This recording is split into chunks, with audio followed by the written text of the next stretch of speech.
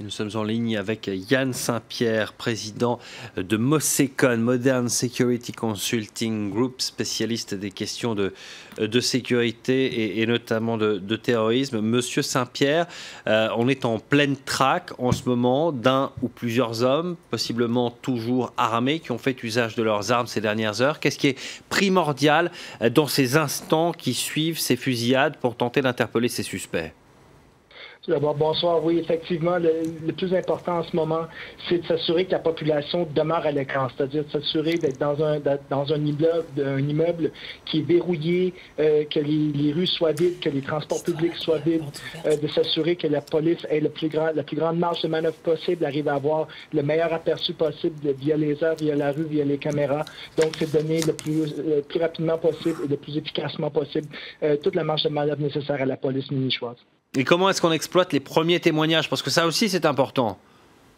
Oui, effectivement, c'est très important. Par contre, c'est très difficile. C'est-à-dire que les gens sont en état de choc.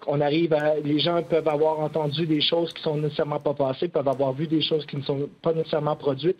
Donc, il s'agit d'avoir le mélange, sans compter qu'à ça s'ajoute un peu l'effervescence sur les médias, sur les réseaux sociaux. C'est-à-dire que oui, il y en a qui parlaient déjà dès les premiers instants d'une quinzaine de morts. Il y avait déjà une envolée de rumeurs, de perspectives. Donc, il faut être très, très, très prudent. Et à ce niveau-là, donc, la police doit se fier à son jugement, à ses ressources, à ce qu'elle a vu jusqu'à présent et à des témoignages fiables et non seulement ce qu'elle entend ici et là. C'est extrêmement complexe, hein, une recherche qui se déroule dans une ville de la taille de Munich.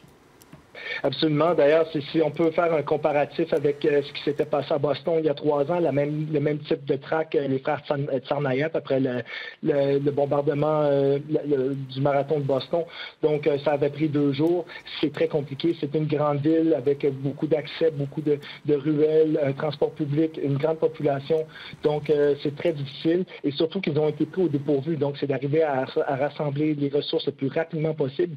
Mais c'est très difficile, surtout si on parle effectivement de trois terroristes, de 3 tireurs. Ça rend ça encore plus compliqué parce qu'il s'agit d'arriver à isoler un ou les 3 en même temps et c'est très, très difficile. Et parce que ce qu'on craint également, c'est peut-être la prise d'otages aussi.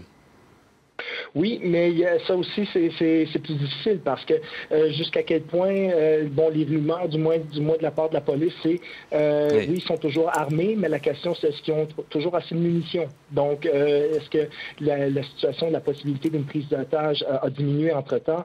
Il ne semble pas qu'ils soient armés de bombes ou quoi que ce soit, donc on parle vraiment plus d'armes à feu. C'est tous des scénarios que la police doit considérer, mais jusqu'à ce moment, moi je dirais que s'il y avait eu à avoir une prise d'otage, elle aurait déjà eu lieu, surtout dans l'enceinte du McDonald's ou la région, la zone avoisinante, qui est déjà très populeuse. Merci beaucoup pour cet éclairage. Yann Saint-Pierre, je rappelle que vous êtes président de MOSECON, Modern Security Consulting Group.